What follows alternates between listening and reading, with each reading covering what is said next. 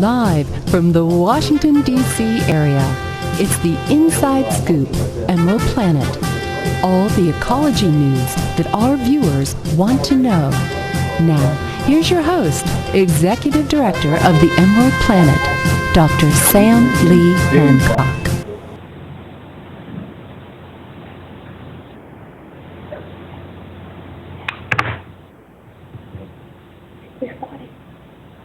Hello, my name is Dr. Sam Hancock. I'm the President and Executive Director of Emerald Planet, and Director and host of Emerald Planet TV, coming to you from Changsha, China.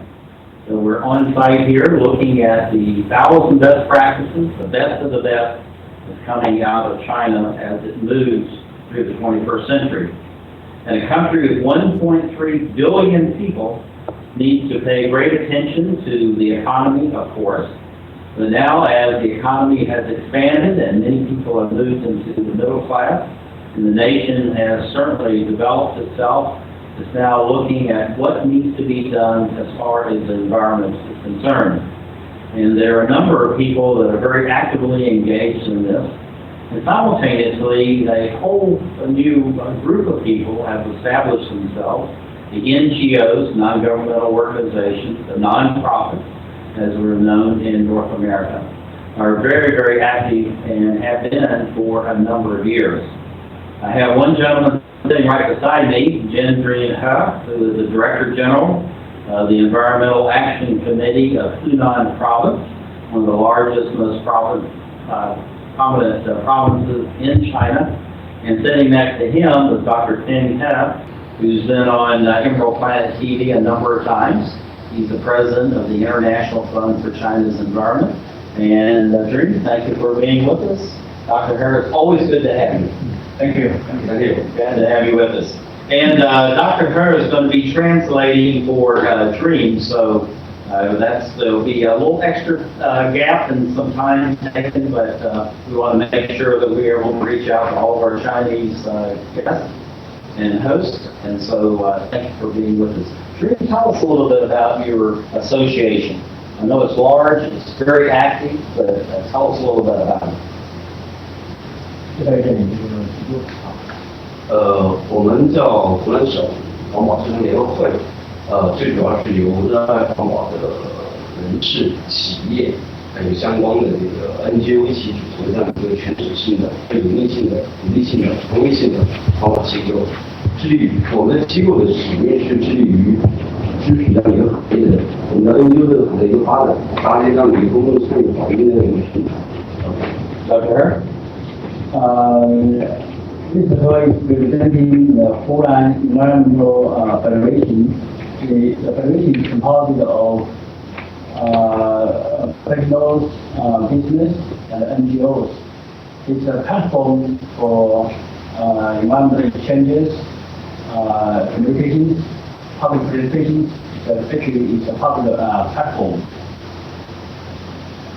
Looking at the work that you're doing, one of the things we're talking about is that this capacity building, we're talking about for China as it moves through the 21st century, and now it really is working hard to balance the economy with the environment. And I know that you're involved in a great amount of environmental education.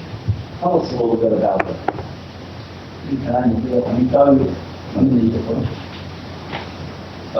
目前我们机构开展环境教育的话，我们有一个项目叫做环境协营，它最主要是通过我们的网络平台和我们的一些新媒体平台，来征集这个在全省征集一些家庭为主这样的一些妈妈带着孩子一起来参加我们的走进大自然的一些活动。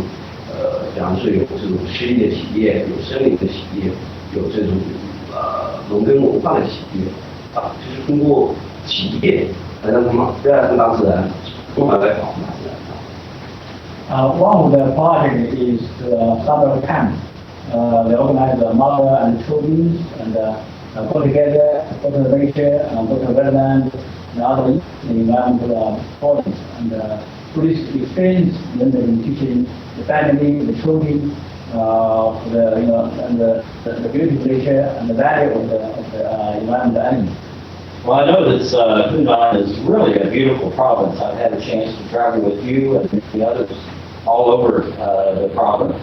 And what are some of the things that you want the children as well as the adults, because it's extended family here, you know, the grandparents having free interaction with the parents and the children.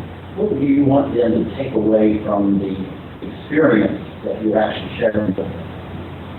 他就说，要是这个方面，双这个小孩或者家长能够学习到什么，能够得到能够比较好的。一方面是加深他们对自然的认识，比方说认识植被，认识我们的泥土，认识一些小动物。另外一方面的话，就加深他对于自然的一个感情因为我们人都是有生命的，但是现在中国很多这种孩子都缺乏我们的在缺失症这样的缺失症，所以通过这样的一个平台，让他们加深这样的一个认识从而来自然到最后的保护自然Basically, it's two functions. One is to increase the knowledge of the nature, of family and children through the activities. To learn more about the nature, the name of the plants, name of the animals. This first one of this activity. Second one is to have a better feeling for those nature features. They also have lives, so we feel appreciate. So they can, once you learn more and you have a feeling, then you're showing the protection, protect them.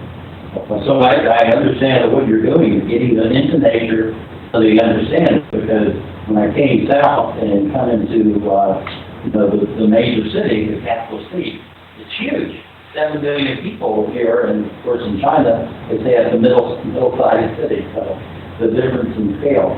But looking at the children, what do you think that they're learning through your association that then they can take back into the schools, that they can share with the other children that may not have an association with you? 就说这小孩回到学校之后，他们怎么样和他们的朋友们和学校的这个确定下这个影响，因为一面是看你们活动这个还是有限的，一个活动。今年在这个环境田野的基础上面，我们会追踪一些小孩，然后我们今年开发了这个叫做文山林的小老师的这样的一个培训，就是说在参加我们很多次的这些小朋友，然后我们会给他做一些培训，然后邀请他们在学校来开展一些培训，当然我们会做一个很好的提供各方面一些训练的这个They started a program after several times of future activities. They started training those students who had failed to give a course of heading back to the school, so they can share their experience to their classmates. So they started training them to share their stories. 同时我们就是也是跟这个高校的黄老师团合作，有一些在学校的这种面上的环境教育课，像我们有一个项目的话，到目前为止已经给3000多小孩上的这种环境教育课，它一个月是一次上一次课And they also partner with the colleges, and let the college students give lectures to the elementary school kids and middle school students. So they learn this one for once a month, so that the college students go to the elementary school to share their stories. 未来的话，我们可能有计划在30岁的阶段努力的图书馆，通过这个图书馆来提升乡村儿童的这个环境教育的这种知识和能力。Next is the plan to build a library in rural area, so the kids in the rural area also can learn through those readings and those materials. You know, it's very interesting when you travel around in Hunan province and many of the other provinces, how the cities are expanding at a very dramatic rate, and yet at the same time there's a great amount of rural areas in China. And so we have to remember about what's going on in the rural areas. Looking at the migratory birds, this is one of the major projects. We only have a few minutes left. tell us about that, and why is it important to develop these nature areas to allow the, what you call the corridor for the birds to move back and forth across China? 你为什么要做这个候鸟保护的这个工作？首先候鸟是我们这个生态里非常重要的一个生态链和一个环节，它涉及到生物多样性的各个方面。那么同时，我们湖南的是这个每年候鸟迁徙八大通道里一个主要的一个通道，所以当然我们湖南也面临着就是说这个老百姓和一些非法分子来打鸟这样一个情况。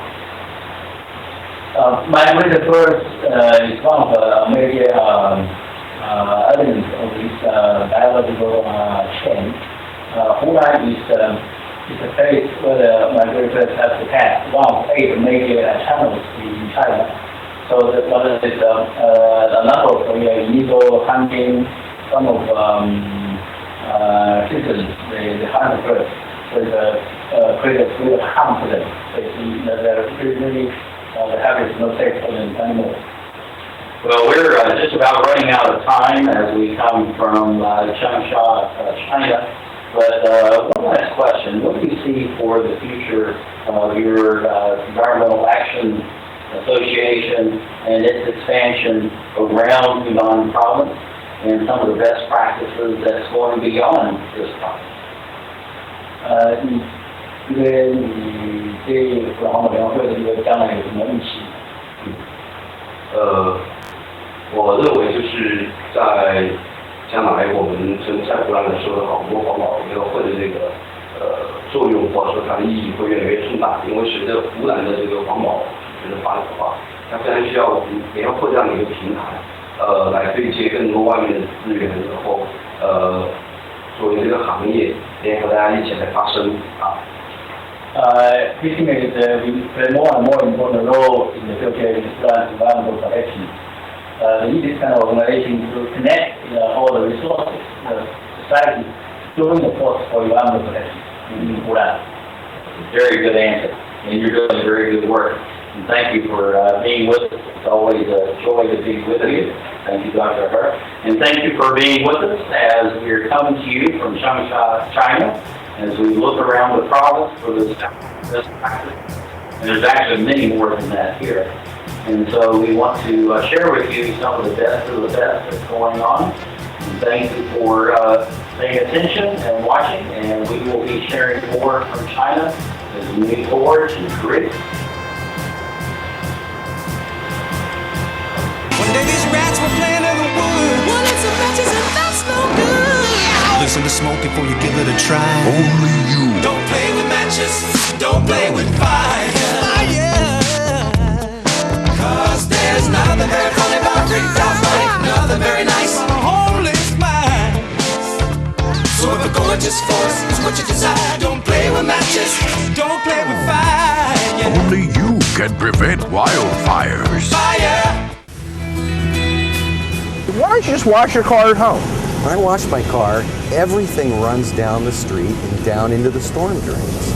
With all the chemicals in the soaps and waxes, the last thing I want to do is poison my own drinking water. At least here, it's all contained and recycled on site. That's why I also take my car in for oil changes instead of doing it myself. I might take a chance on spilling stuff. You know what the best part is? What? More time to kick back and watch the game. How far would you go to protect the planet? I want you to build an ark. Here we go. Okay, that's good. Oh, okay. Ow! Maybe there's another way. People, the flood is imminent! Is it too much to ask for a little precipitation? Go to fightglobalwarming.com to find out what you and your community can do to reduce global warming pollution.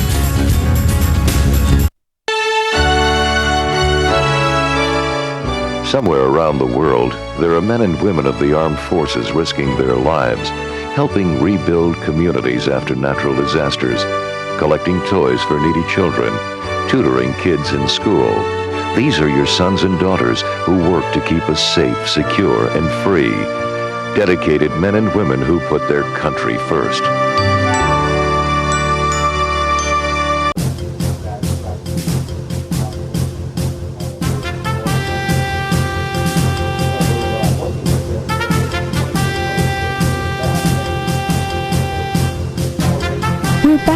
to the Inside Scoop Emerald Planet. To look around the country that's growing at a very rapid rate. At the same time, it's moving towards environmental quality. And many people know about the various challenges that you have in a society of 1.3 billion people. And at the same time, you're trying to have an economic growth rate that's 8 to 9% gross domestic product on an annualized basis. And yet the Chinese government and the people themselves know that we really need to bring about environmental quality to protect the health and welfare of all the citizens in this very large, vast, and beautiful country. And we have two people are sitting right here with us. They're going to be talking about some of these best practices. We have Jairoom Zong, who is the Vice President of the Yang Lake Wetland Development and Management Company, and someone who is a good friend of Emerald Planet, has been with us many times, Dr. Peng He, who is the President of the International Fund for China's Environment. Jai, I spent about 3 hours at your facility yesterday. It is absolutely gorgeous. And I had no idea all this was going on. So just introduce your company first, the Yang Lake Wetland Development and Management Company. And then we'll talk about, what it's really doing.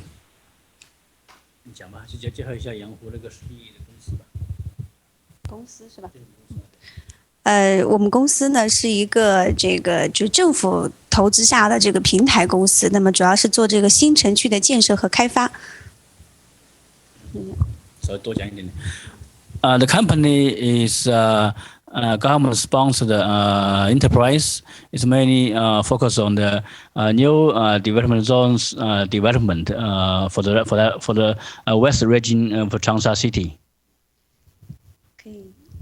那么就是说，因为有个公司可以重新开始规划，那么它就可以有序的把我们整个新城啊，从生态环保，从这个业态的分布哈，做一个有序的开发，从而避免我们之前由于这个城市哈自行的这个生长带来的这种环境的问题。Since it's a new development zone, so they can in the beginning they can start to plan. How to expand, how to develop, where the industries and where the residential, where the environmental facility, treatment facility to set up. Yeah, I want to say that it's 600 hectares, which is almost a little over 1,000 acres, and it's incredible the size and scale of what's going on there. Looking at the environment, I know this is something that the Hunan government and the central government of China is really emphasizing now, and so you're the first of two in China. And so tell us a little bit about the three main thrusts that you have for the Yang wetlands. 请介绍一下这个羊湖湿地的一个主要的3个特点是什么？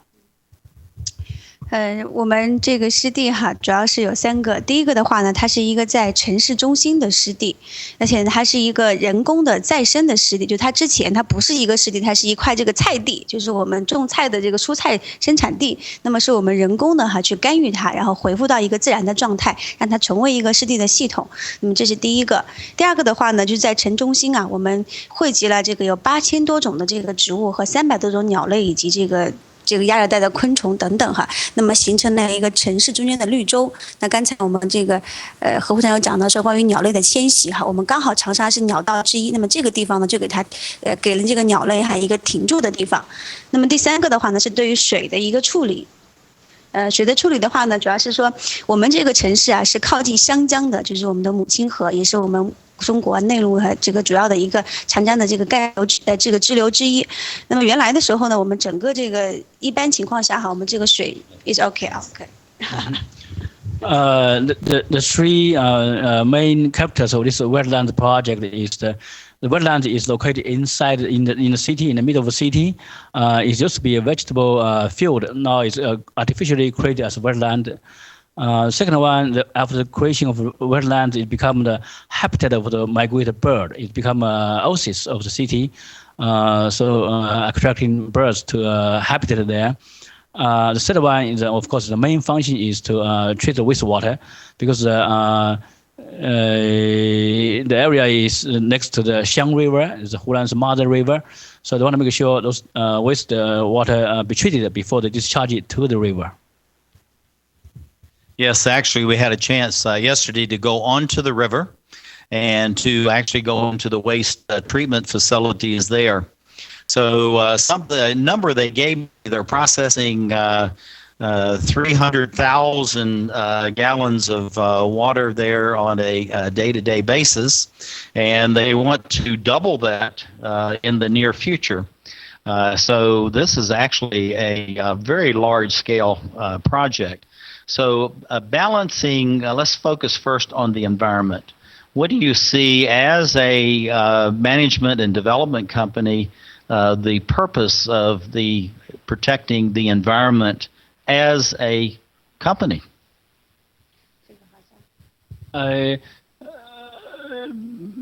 你作为一个开发公司，那么你这个环境作为一个主要的一个项目是什么原因？ 有2个方面吧。第一个的话呢，就是我们说随着这个对生态环境的重视啊和这个保护已经成为我们其实是一个潮流，那包括民众啊，包括政府都很关注。那么这是其一哈。其二的话呢，其实这个我们刚刚讲到，我们是一个政府主导的公司，是在政府希望在中国的城镇化也好，还是新城的建设也好，可以实现这个对环境的保护和可持续发展。所以我们也是肩负这样的使命既迎合民众的需求，同时也是完成政府的这个主导意识。 Mainly 2 reasons. One is the public requirement. Right now, as development grows and the public is paying more and more attention to the environmental quality of life, so they have to meet those environmental requirements, also meet the public requirement. The second one, as a government-sponsored company and project, the government also wishes them to, as a model, demonstrate as the new development grow, they can grow more sustainably and also maintain the environmental qualities. So basically, it's meeting both the public and the government requirements. Yeah, I know that the water it's being treated. It's because your park is in the middle of a residential area, which looks like it's going to triple in size over the next 2 to 5 years. And so you're going to be processing more and more the water that's coming in. So looking at the water quality, how is your park an integral part of a city of 7 million people, and that you're a demonstration project that is looked to be spread all over China in the future? 你觉得你这个项目对整个因为湖南是个试点嘛，是两型车的试点，对整个的这个城市发展会有什么影响？我觉得我们可能会成为一个范例或者是一个指导。那么首先呢，是在对水资源的这个循环利用上面。那刚才有介绍过就是我们这个项目的话呢，可以把周边将近50万人口的这个所有的生活污水还集中起来，然后呢，通过我们的人工湿地，然后这个自然湿地形成一个完全的内循环。那么这是第一个第二个的话呢，就是说我们在这个大的城市群中间可以在这个中心留下一块绿心让我们的人与自然可以和谐相处，让每一个人在大的城市里面可以，这个中国不是讲看得见山，望得见水，记得住乡愁，那么这也是我们一种未来的新的这个生活方式。She thinks it will be the model and demo side for the future development for the country, and the first one is the water use and the water reutilizations. So these artificial wetlands, they can clean the water, also recycle the water, reuse the water. The second one is that they can create more beauty in the urban area, create artificial wetlands, oases, and make the resident and more close with nature, have more appreciation to the city. Well, I know we were there on Saturday, and they say there's about 7,000 to 8,000 people that come out to enjoy the park. And it's amazing because you have the treatment facility literally across the expressway. And yet there's absolutely no, we'll use the term aroma coming from the treatment facility, and people can freely move through that area. What is it about the technology that makes it so that there's no smell and it looks just like any natural wetland? 他说昨天去看这个湿地的话，看见湿地剂和居民区混在一起，有没有什么特别的味道？你们是用什么特别技术来处理的？湿地和你们有什么特别技术能把这个味道给处理掉？其实我们并没有说有其他的技术，和用的是生物技术。你可以注意看到，我们本来湿地呢有一个名称叫做地球之肾哈，它就可以净化水源，然后排除这个吸收这个废气。那么这是第一哈。第二的话呢，我们有意识的哈，通过这个植物，比方说在我们的湿地里面可以看到种了大量的这个迷迭香。那迷迭香是可以散发出这种很清新的味道，同时它可以防蚊哈，它也起到这种调节整个这个公园的这个气息的这个作用。那么除了之外，我们还种了其他的，像我们中国人比较喜欢的，像薄荷、菖蒲这种有清香味的这个植物哈，就一方面通过植物的根系，比方说芦苇的，它可以净化水里面的这些杂质，然后呢减少这个这个味道，同时也是通过这种芳香类的植物可以这个综合一下就是让这个味道呢不那么明显所以人和这个自然可以觉得非常的这个和谐。They should select different plants. Those plants have a special perfume, smell better, and that's the first one. They have actually 8,000 different plants in that area. Second one is plants root to absorb some of chemicals and smell. So they have used quite innovative technology to achieve this result. Well, we're just about running out of time. I'm not sure if we have time for one last question. What do we have, Ms. Timer? You have time for one last question? Okay, we're running out of time.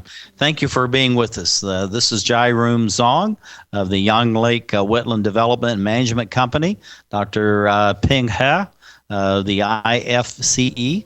And thank you for being with us as we look around China, looking for those 1,000 best practices, the best of the best, as we move forward in the century.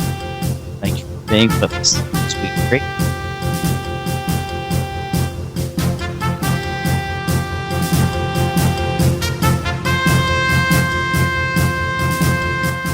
Saving for retirement might be easy for some folk, but for others, it might take a little more work. And for those who haven't started, there are still things you can do to catch up. Oh, that is good news. Like getting out from underneath past debt. And don't get wrapped up with high-interest credit cards. Get you some eyes. Be diversified with your investments. Don't put all your eggs in one basket. Your financial goals are not out of reach. The choice is clear. For a happy ending, choose to save. Everyone with alcohol and drug addiction is in the same boat.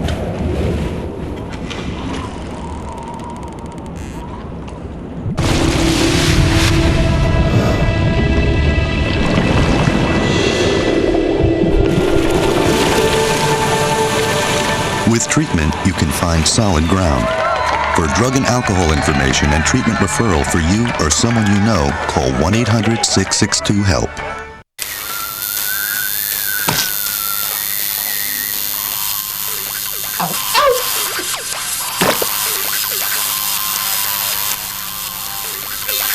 Dude, are you sure you want this tattoo? Because just do it.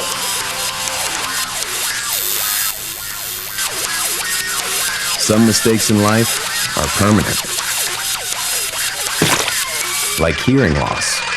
To learn how to protect your hearing, visit asha.org. You've probably heard about heart disease, but did you know that it's the #1 killer of women nationwide? Heart disease claims more lives each year than breast cancer, lung cancer, or strokes combined. But there are steps you can take to protect yourself against it.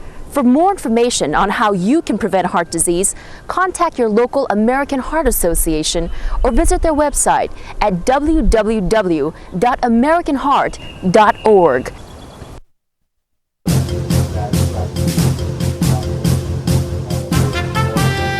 Of the Emerald Planet.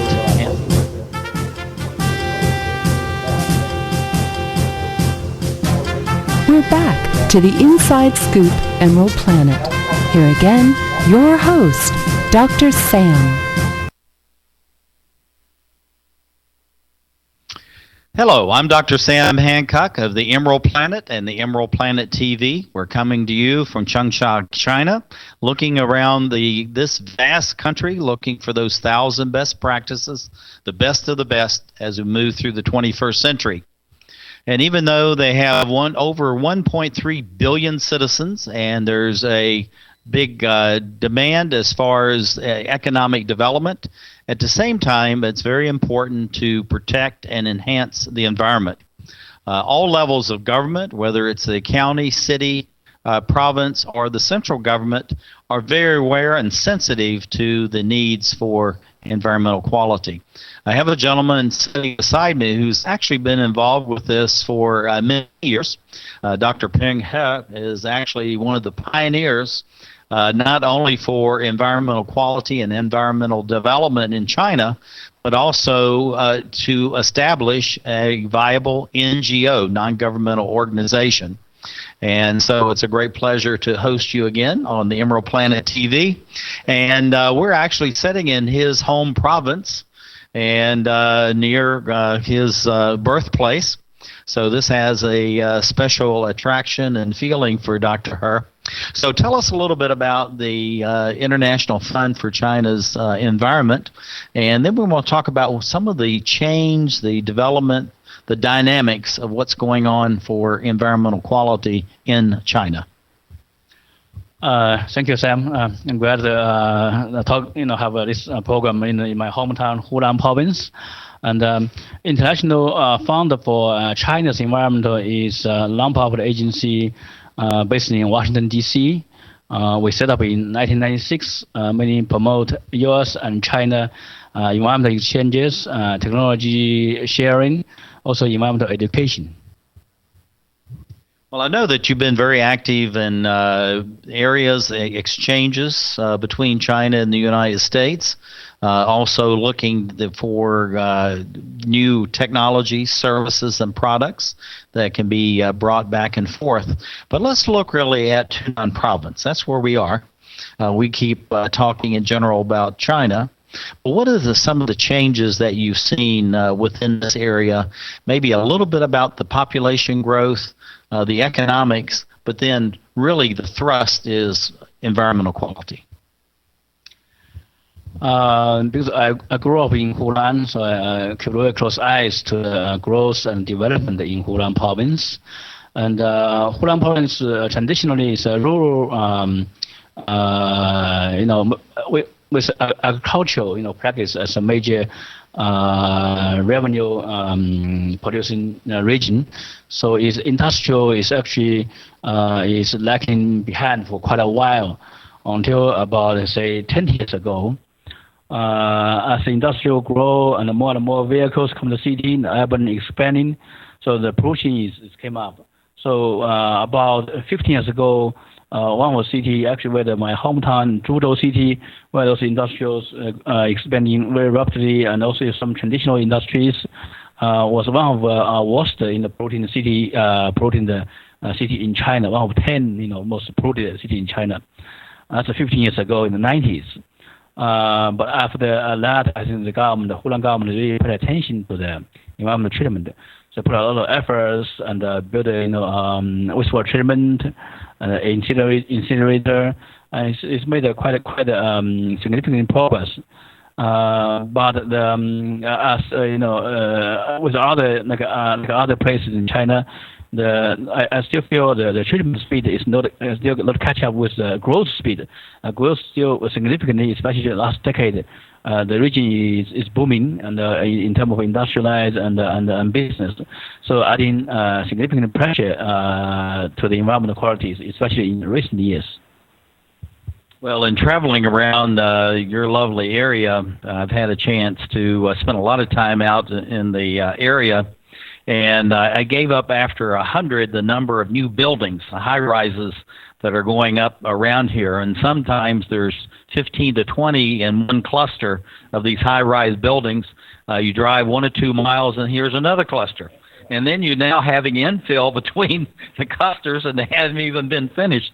So the residential growth is just astounding, and the development that's going on around residential, and of course, then that's bringing retail, and in turn, that's bringing more industrial growth because now you have all the workers that can be involved. So how do you think, with this rapid pace of development in Hunan itself, how can you balance, the residential, industrial, and the environment when all this is happening simultaneously? I mean, how does the public keep up, and how can the government possibly keep up with all this change? Yeah, it's a real challenge to both the government and also the public. And the public people notice, like in big cities like Beijing, Shanghai, smog is become obviously a phenomenon in last couple of years. This same thing true in Hunan, Changsha. Also, smog is also very serious. So the public is adding pressure to the government. The public, in one way, they want to keep, grow and keep development, improve the life, but also under pressure of the public for the environmental quality, maintain decent air and water, qualities. So that's real challenges, and it's a balance. So the government, the last segment was the young lake development, wetland. That's also that's one of those kind of innovative, creative project to continue to develop a residential area, but also you develop wetlands, develop oases in the city. So make sure the city is not as massive as the other big ones. So Hunan, this region is as one of two demo sites for environmental friendly society, also resource saving societies. So Hunan government is striving to achieve those two goals. Use this region as a model. And looking at the project you're talking about, the wetlands that have been developed in this area, I mean, that's almost $1 billion in U.S. money that's going into this. I mean, that's a tremendous investment. And I kept pressing my guides, where is all this money coming from? And they're saying it's from the municipal and the province. So it's all coming from within the local community. So the people, through their tax dollars, and through their effort, are really saying we want better environmental quality. At the same time, we want to have the new housing that's needed. And if you drive around the city, there are many apartment flats that are going to be phased out, and then also the jobs that are being created. So looking at the water, soil, and air as a balance, you see, what's going on as far as the air is concerned. But the real need, of course, is the water and the soil, how you balance that. So looking at those three, how do you think the government is going to be able to take care of the air, the water, and the soil at the same time? That's going to take a tremendous effort to handle these three issues, three challenges at the same time, because either one can wait for any longer. And like Hunan is one famous heavy metal pollution area in China. It's one of the key treatment site, pilot treatment site in China for heavy metal, polluted soil, and polluted land. Air, already talking about, and water is also quite polluted. So the government, first of all, is to set more strict regulation to make sure it's no more new discharges, unqualified discharges. Second one, treat some already polluted area, like I mentioned the soil pollutions, heavy metal polluted site. The government invested a lot, like in Hunan, in 12 years 5 plan. Central government is now investing is multiple $1 million for those land restorations. Same time, the government also invests a lot on the air quality improvement to reduce pollution with vehicles, also industrial sites. For the waters, also that's all related. So if you treat solid waste and treat air pollution, also can benefit the soils, benefits to the water. So it's a huge challenge, but I think progress has been made. We can see obviously the project achieved some results. So that's the reality, and it's challenging, but the government, both government and the public are facing it. Well, this has been really fascinating to be with you here in Hunan Province, your home area. We've known each other now well over 6 years, and so it's time to come and talk about the best practices that are going on in Hunan. We're just about out of time, which is always the case whenever we're together on Emerald Planet TV.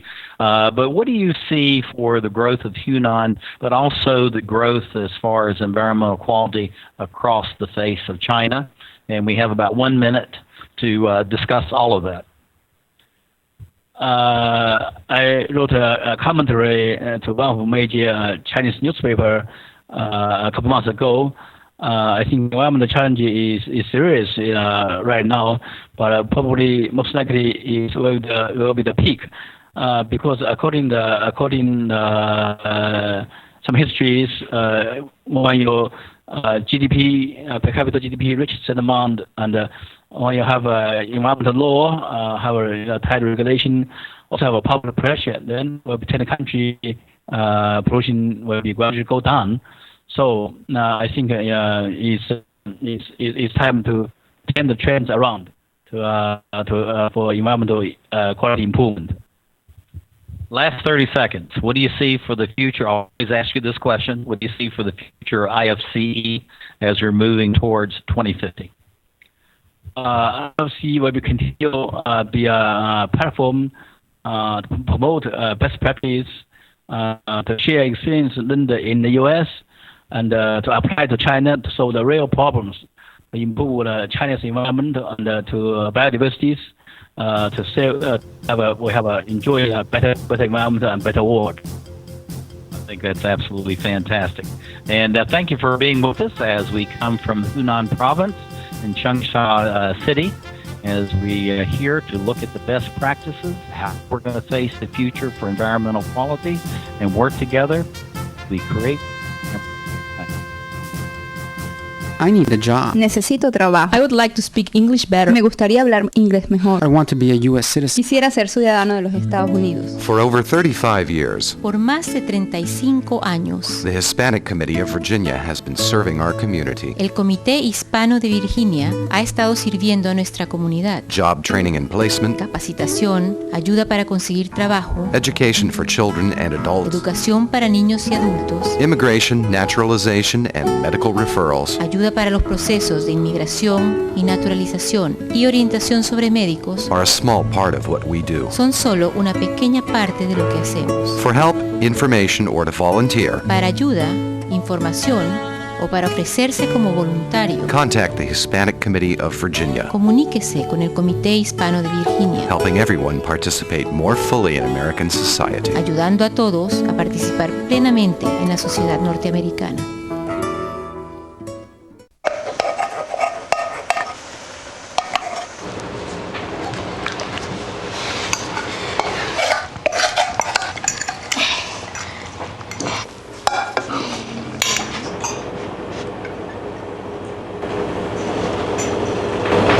Hey Nina, where's yours?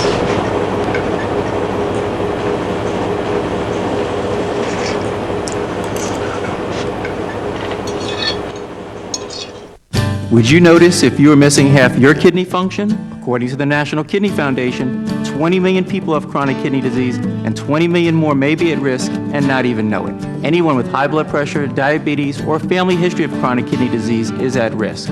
Early diagnosis is vitally important. To get the whole story, talk to your doctor and visit the National Kidney Foundation at kidney.org or call for a free brochure. Because when it comes to chronic kidney disease, you might not know the half.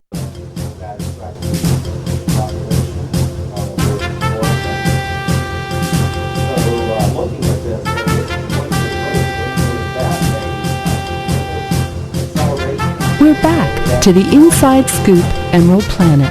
Here again, your host, Dr. Sam. Hello, and welcome to the Emerald Planet and Emerald Planet TV. I'm Dr. Sam Hancock, the President and Executive Director of the Emerald Planet, and also the Director and host for Emerald Planet TV. We're coming to you from Hunan Province in Changsha State in China, and we are really pleased to be here and looking at so many best practices and organizations are making a difference as we move to the 21st century.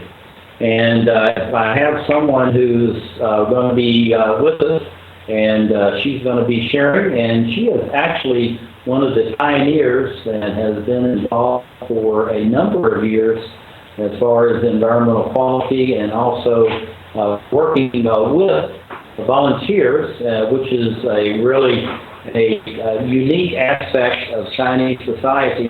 And so we're really willing to bring her in from Beijing, and this is here she is, Yangchen Wang, who is the founder and chair of what's called Green Earth Volunteers, doing fantastic work. And Ms. Wang, welcome to the Emerald Planet TV. Thank you. I'm enjoying this program too. Well, thank you. And you've been a big promoter of the television program among your thousands now of volunteers all over China. And we can see on a week-to-week basis more and more viewership here, and so we certainly appreciate that. But tell us a little bit, Ms. Wang, about what is Green Earth Volunteers? And Green Earth Volunteers is beginning to 1986 because I work in the national radio. We make a lot of programs that introduce China developing economics, but at the same time I find the environmental issues is seriously more and more. So I manage more journalists join us, not only care about rich, have got more money, and also want to reach their nature knowledge. This means we can understand how to friendly with the nature. So this 18 years, we are going to the many rivers, natures. It's also journalists join us together, care about river. I think in the river issues, is after media care about it, can get better than before. Well, talking about the work that you're doing and the great numbers of people that you're activating, I had a chance to actually join in one of your river tours, which is part of the Olympic Village. And as we know, they had the green sump, as it was called, the green space within the Olympic Village. It was about, I believe, about 1,200 acres of land. And you're taking weekly tours. Tell us a little bit about the tours that you're taking, the purpose of them, and why do you think it's important that it doesn't matter whether it's burning hot in the summer or freezing cold in the winter, every Saturday you and your volunteers and your leaders are out there sharing it with thousands of people from not only Beijing but from all over China?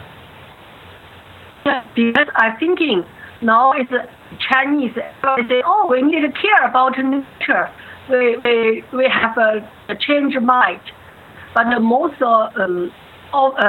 but more people just thinking it's not action. This is from the most. We just the speaker. We care about nature. How can do we ourselves? So I'm thinking love the Songtang's river. This is very important. This not only love the river, also love the home, love the country. So now it's from 2007. Every Saturday morning, we are managing Beijing. The volunteers join our river watch. This means not only the scientists, the journalists, and volunteers care about the river. In the whole Beijing people who want to understand about nature and the river, and want to more friends can join us. So 2 weeks ago, you joined us the trip. Is one farmer join us, introduce the flowers, trees, grass for us. Not only one weekend, every weekend, she is joining us. She always say, "Oh, I'm a farmer. I favor is a birth because we can grow up the earth." So it's really amazing. It's a farmer can teach us like a professional. I tell you, it's just amazing the diversity of the people that you had. You had university professors, you had housewives, you had very young children, I mean, virtually babies that were out on this. And then you had people that represent business interests and people that are actually sportsmen that just enjoy being outside and decided to participate. So it's really, you're gathering people from such a diverse area of the city and the country, but also just the types of people that are coming out and just really learning about the native species, the flowers and trees and all that. Why do you think that the Olympic Village green area is so important to Beijing? Not only that area important, we are going every rivers in Beijing. So it's each week we'll go to the different rivers. And it's 2 years ago, we researched Beijing is 38 rivers. So this means Beijing, we have the many rivers, but it's besides with developing economic. It's Beijing now, we say it's an international city, but same time, also can say, another hand, Beijing, a lot of rivers disappear. So we try to take the Beijing people, understand why the river disappear, why the river dirty, why we need it, compare the river come back again. So Olympic Park is important. Same the others. The others are also important. The river is important in our life. Well, I tell you, it's very important, and one of the things that you and I have talked about, and of course, Dr. Peng He, the International Fund for China's Environment, we've talked about this balance of the water, the air, and the soil. And many people are despairing about, air quality, but at the same time, we need to really protect the water, which is one of your main focuses, and the soil.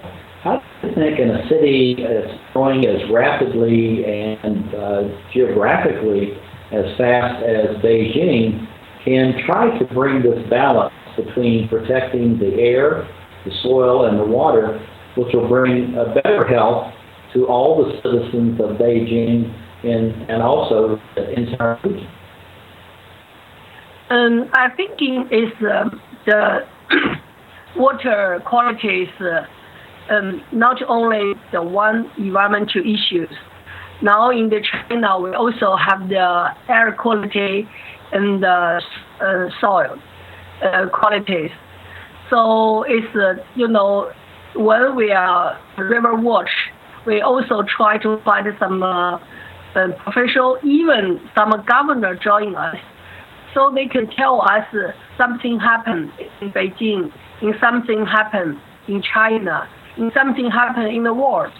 So try, because normally the people don't understand a lot of nature and the knowledge and the environmental knowledge.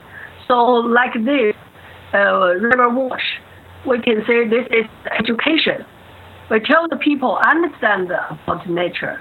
So I thinking this is why the children enjoying our activities. They say they can know this is the flower, what means. I think it's some years ago, I asked the students, the tiger living what different nature and the forest? Nobody knows. So we try to ask some the zoo leader, give us education. So this means we are not favor animals, also care about animal home. This is important, I think. Yeah, we're looking at the biodiversity and the habitat, of this. It's all very important, and you've been a true leader in all of this over these many years. Going back to your statement, it's intriguing that you're really reaching the children by bringing out the adults. They come out because getting into Olympic Park, people have to travel there into the central of Beijing. It's such a large city that it takes some time to do that. How do you think that the education that the young people are learning through your river walks there in Olympic Park and the other rivers around Beijing, actually that information is getting into the schools, so you're actually reaching many more children than what actually show up on the Saturdays to be with you? Maybe I couldn't exactly answer your question, but I'm thinking the journalists join us is important. So now I can say the River Watch, not only in Beijing, sorry, it's also in the whole world, different city. I think you say in the Changsha, it's also some NGOs care about Changsha's rivers. Now it's China, we have the we're going to be losing you just in a few seconds. Give me about 10 seconds. What do you see for the future of Green Earth Volunteers? And please be quick. I think we've already lost. This is Yang-Chin Wong, founder of the Green Earth Volunteers. She's been a true leader, a pioneer for bringing environmental quality to China. And so thank you for being with us as we look around the globe to create Emerald Planet.